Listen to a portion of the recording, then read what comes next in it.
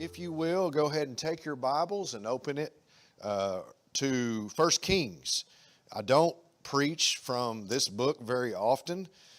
It's a historical book, but there's always, in every part of the Bible, there is an opportunity for us to learn and to have some application for our daily lives. You know, in a story like this, First Kings 14 is where we're going to be. We're going to look at, really, it's a summary of Rehoboam and his reign, and you can learn from other people's lives. And Rehoboam, like all of us, has made some decisions in life that maybe were not so good, and we're going to see how that turned out for him. I've titled the message tonight, "The Struggle of Rehoboam," because really his reign as king of Judah was characterized by struggle. I mean, after you read it and look at it, you'll see that. You'll see this is a king who had some struggles in his life. Let me give you a quick background. I know we're kind of just jumping in here. We haven't really been looking at First Kings, and you may not be, you may, let me just say this. You probably heard it before. You probably just might be a little rusty on it, on the context of things. So Rehoboam is one of Solomon's sons, and Solomon had a lot of children because he had a lot of wives. Solomon, you know, he succeeded David. So David, this is the line of it, okay? Let me just tell you every king up to this point. Saul, right? David, then Solomon, and then Rehoboam. There's a little caveat there I want to throw in there, because under David and Solomon, the kingdom was united, all 12 tribes. Okay. However, even during David and Solomon's time, some of the northern tribes were a little bit shaky at times, even under David's time and Solomon. But when Solomon dies, Solomon had an advisor named Jeroboam in his administration. He was he was like the Department of Labor. So Jeroboam and Rehoboam are not brothers. I know their name sounds like that, and you might think, oh, I hate to even put this out there because I'm afraid I'm going to confuse you. You're going to remember what's wrong, okay?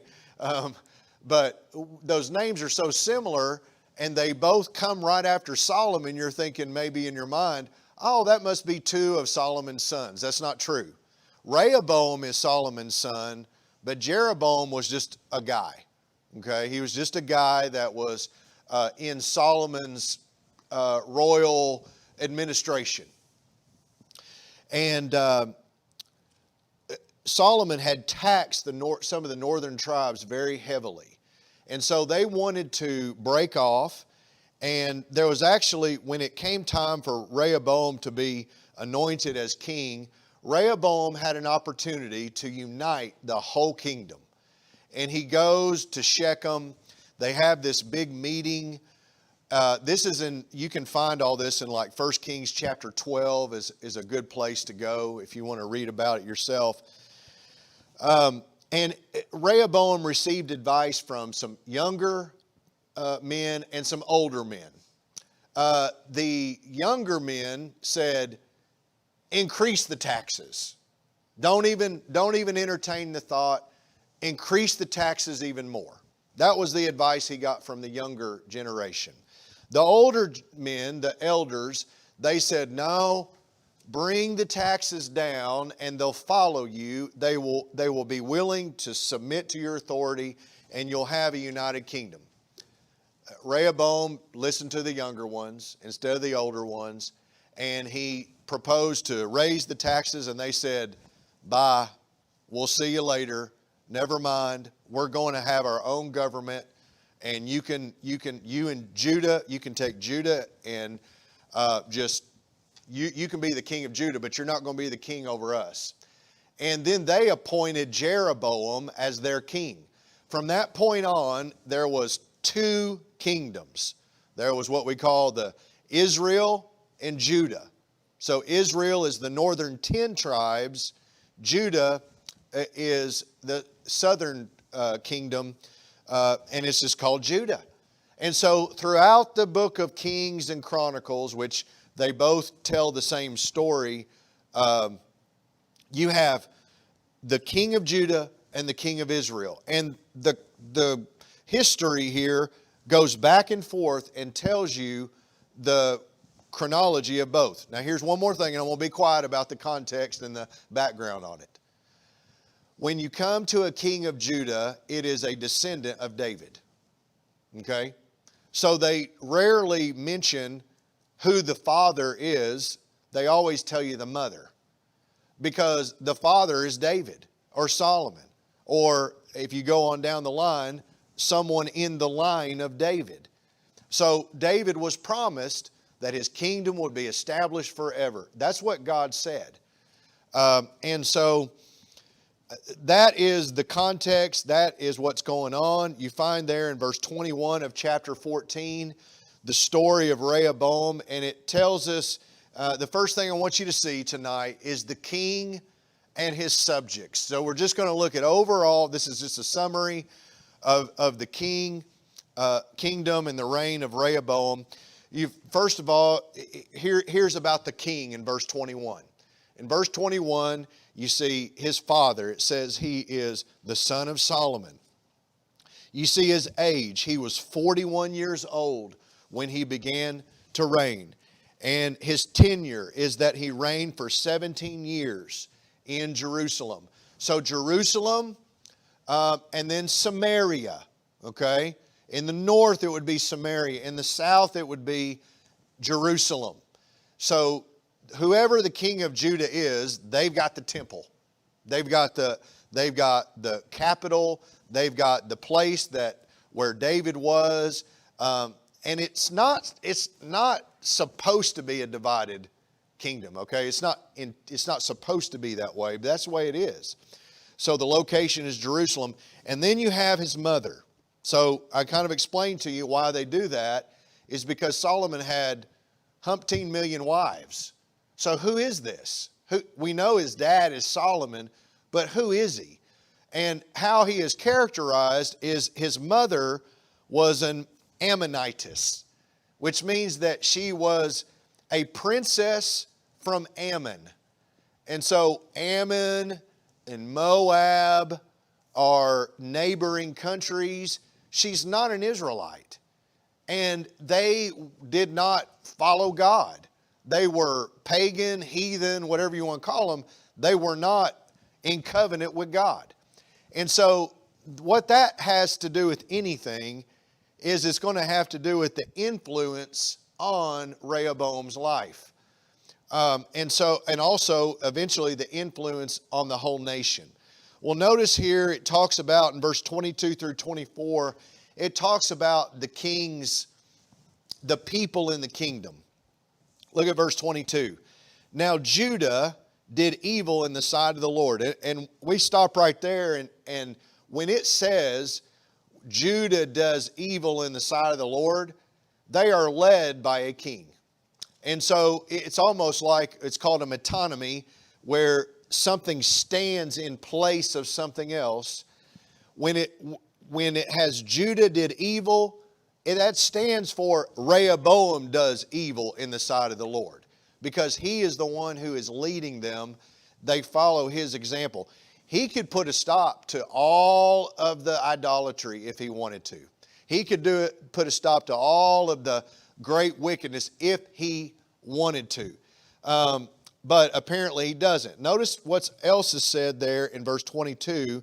It says, and they provoked him, talking about the Lord, to jealousy with their sins which they committed, more than all that their fathers had done. And so when it talks about Jealousy. You know, that word kind of triggers us and we think, oh, jealousy is a sin. So why does it say that God was jealous? Is God doing something wrong here?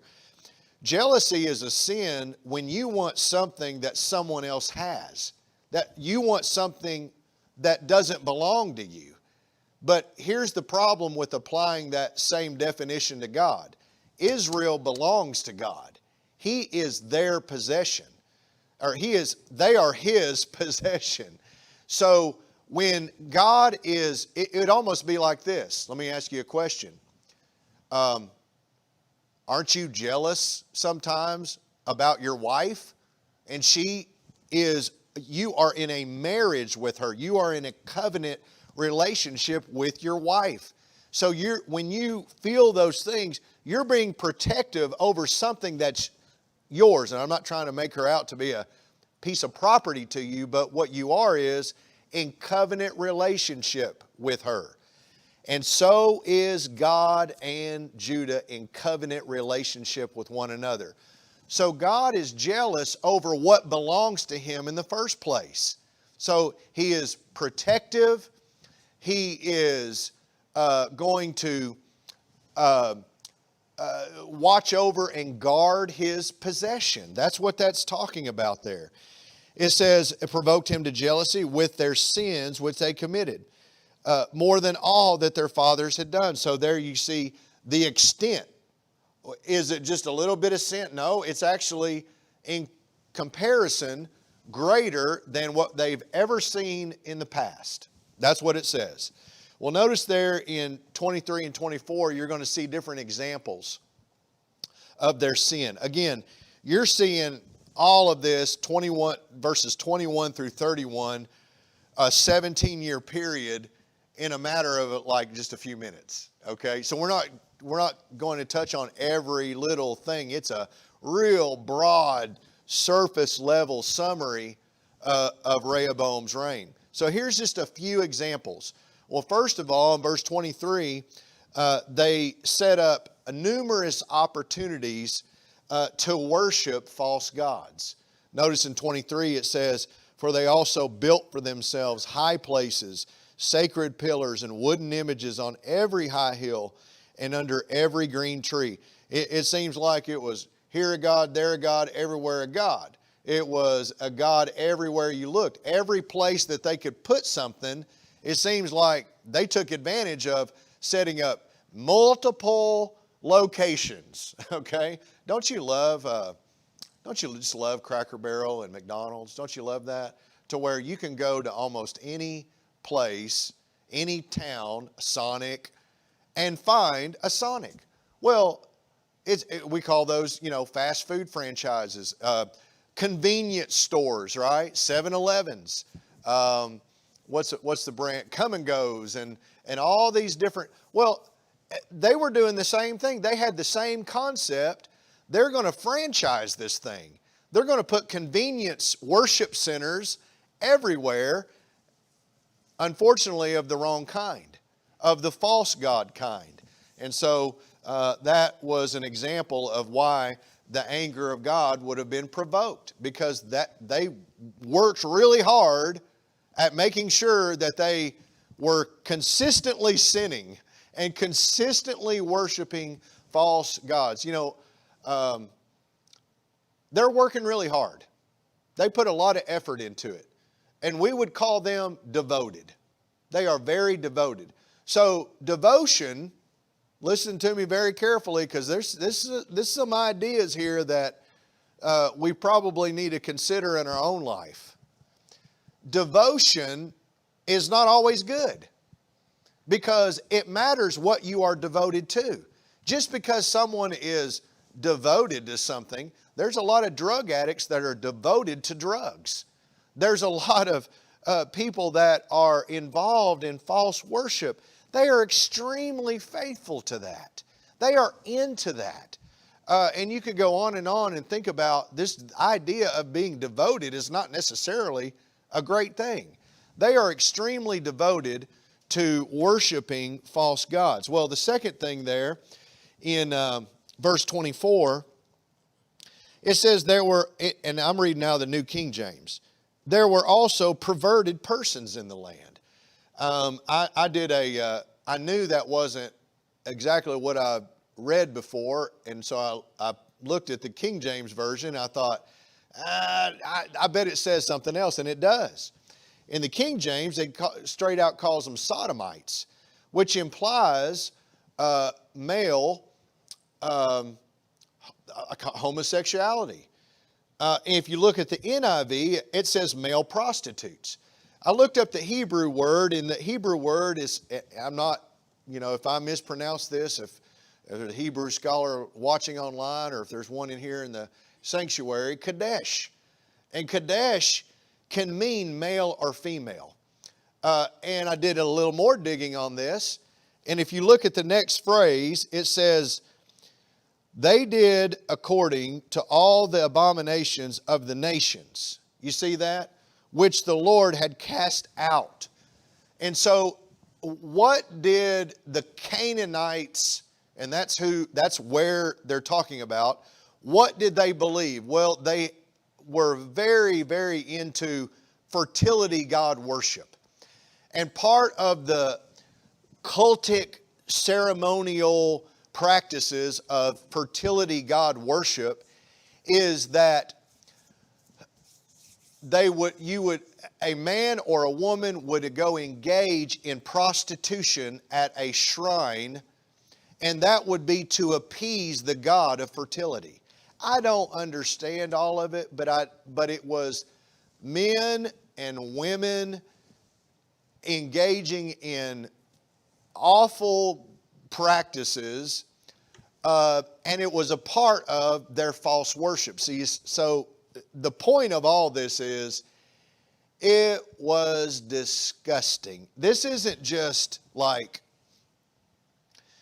oh, I'm just a little sidetracked away from God, and I'm going to let my bass boat get in the way, and then the preacher comes and says, your bass boat is an idol, okay? And I'm not saying that's okay, but I'm saying that's a light thing compared to going to a shrine of prostitution and engaging in these illicit sexual practices.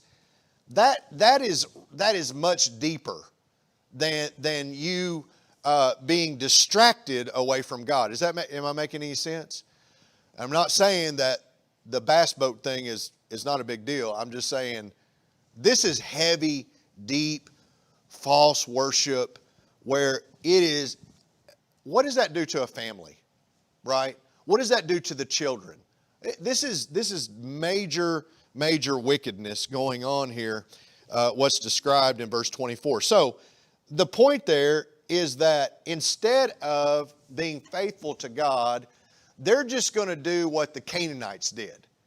Because, and the issue there was, if they had driven them out and God had said, I'm going to drive them all out, but they left little remnants of this in among the 12 tribes, and the seeds were there to where they grew back. You go to your flower bed, you go to your garden, and scratch around your plants. I know gardening is over now, but scratch around and just leave a few weeds. Well, you'll come back 3 or 4 days later, and those little weeds that you kind of skipped over, they're done threatening to choke out the plant. Because they grow back. You've got to dig them up by the roots. You've got to clean it out good and do a thorough job. And a thorough job wasn't done. So there you go. So we have something that has grown into a big problem. All right, that's number one. That's the king and his subjects. Number two, here's the king and his shame. Verse 25, it happened in the 5th year. Again, we're looking at big chunks, big overview, okay? And the writer of 1 Kings, by inspiration, has thought it important to tell us this particular event, okay? This is not the only event in a 17-year period, but this particular event is significant. And so, and by the way, this is pretty fascinating stuff. This king of Egypt, Shishak, that he's talking about here, you can go to almost any historical source and it happened. In fact, it was part of a large campaign by the king of Egypt in this time period, to where he was trying to control all of the trade from Egypt all the way over to Persia. Palestine just gets in the way. And it's something like 60,000 troops. You'll find that in historical sources. 12,000 chariots, 60,000 troops come in to Judah. And they basically hold the temple hostage until Rehoboam turns over a lot of the treasures and gold. It says right there in those verses, that's what happened. So Jerusalem is attacked. Verse 25, the losses. It says he took away the treasures of the house of the Lord and the treasures of the king's house. He took away everything. He also took away all the gold shields which Solomon had made. And so there you go. If you look at how things work in the Old Testament, you look at you remember in Judges a few months ago, it's the sin cycle.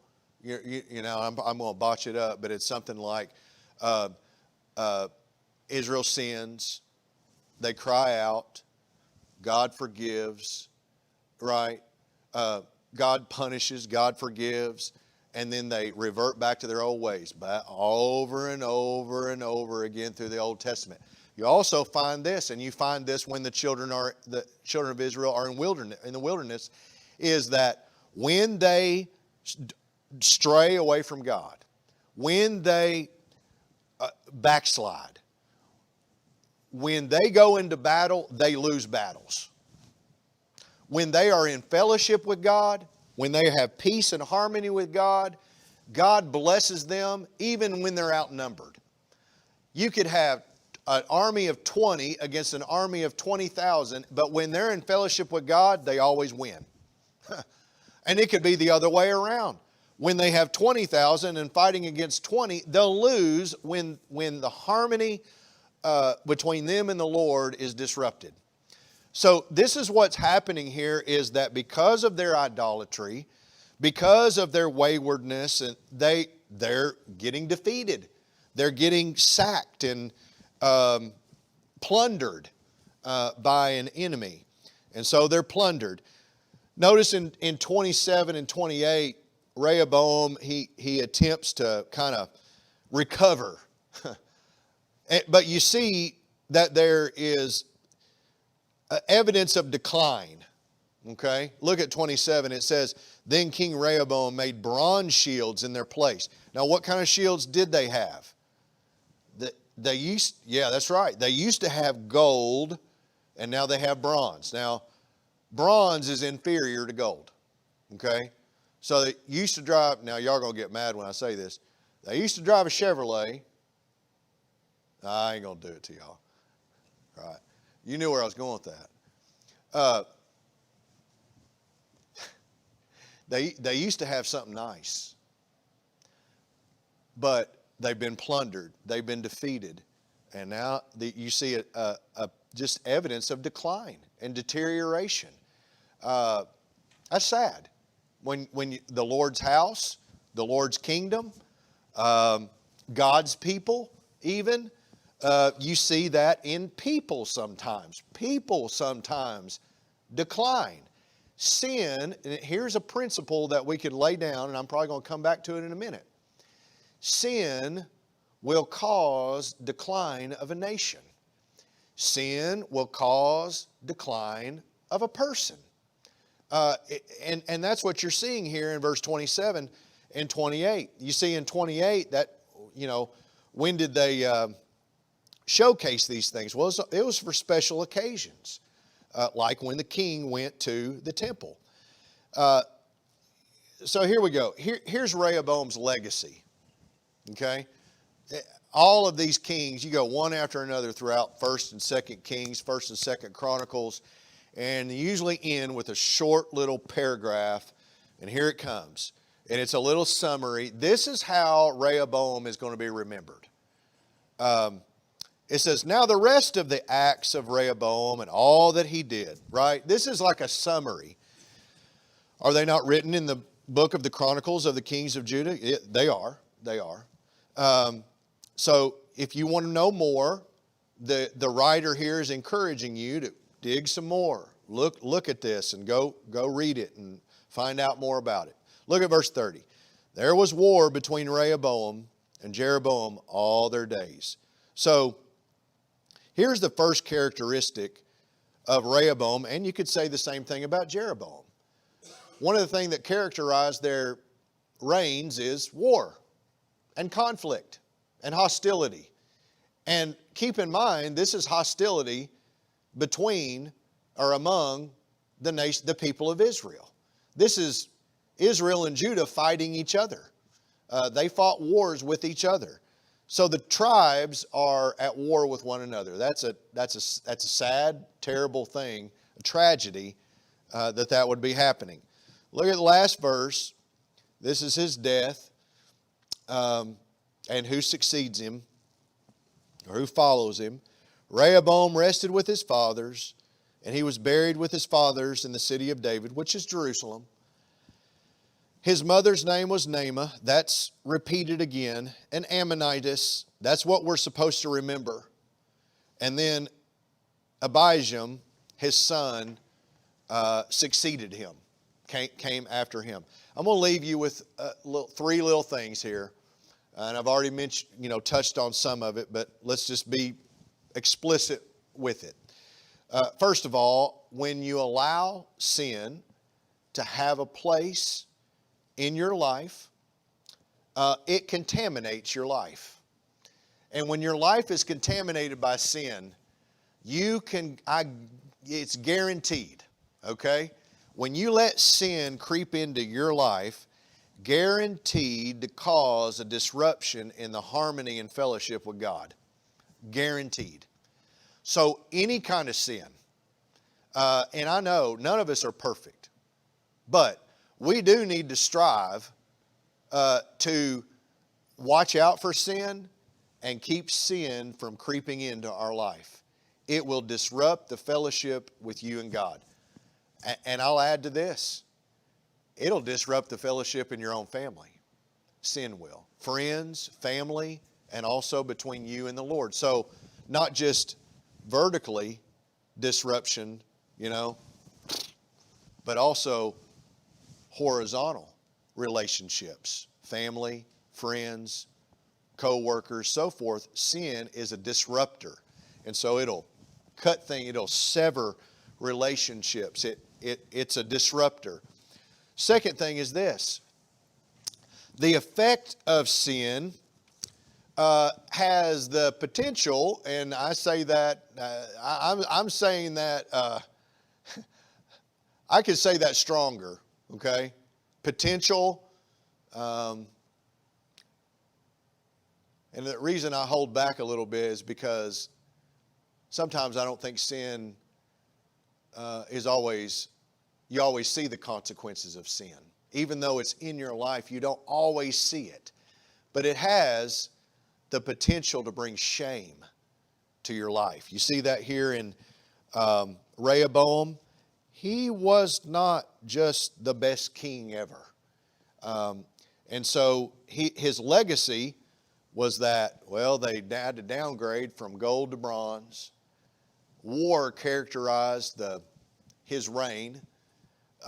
And false worship characterized, that was his legacy. He will be remembered as the king who did not follow God and did not lead people towards God. In fact, he helped lead people away from God. And also this, sin always makes a person look foolish. So here you have Rehoboam. I'm sure he was of sound mind, smart, had a great example of how a kingdom should have been run right in front of him as he grew up. He wasn't young. He was 41 years old. He wasn't just a kid. I mean, he was a seasoned, middle-aged man when he took control of the kingdom. But nonetheless, he still looked foolish because of his decisions. That's something to take with you.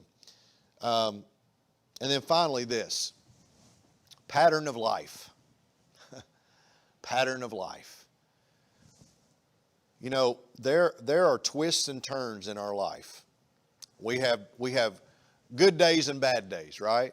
We all have a bad day. We all make mistakes. We say the wrong thing at the wrong time. We think the wrong thing at the wrong, you know, we err. We stumble. Everybody has bad days. However, Rehoboam had more than just a bad day. Rehoboam, by his pattern of life, I'll say him again, about three things here. False worship, war between the kingdoms, and deterioration of a great kingdom that David and Solomon had administrated over and ruled over. So your pattern of life, this is my point, the pattern of life that you live is going to be how you're remembered. And I know a lot of us are at least middle-aged, if not a little past middle age. And as we near the end of our lives, I hope it's something worth thinking about. What will be your legacy? How will people remember you? And a lot of it has to depend on how you follow God and how faithful you were, how you treated other people. I would say this, your relationship with God is going to be a reflection, or how you treat people is going to be a reflection of your relationship with God. If this ain't right, if this relationship, the vertical relationship, is not right, you're probably going to have this relationship, the horizontal relationship, could be messed up too. How do you want to be remembered? What's your legacy? What's your pattern of life? Something to examine. That's self-examination. You do that. Let's bow our heads and we'll go to the Lord in prayer. Father, we thank you for your word and how we can take from it some things to remember and apply to our own lives. And Lord, as we leave this place, help us to carry this word with us and help us to just draw near to you and be aware of sin in our life and be aware of the pattern of life that we live. Lord, help us to work hard every day to honor you, not working hard to sin, but help us to put our efforts in the right direction, in the right place. And we ask all these things in Jesus' name. Amen.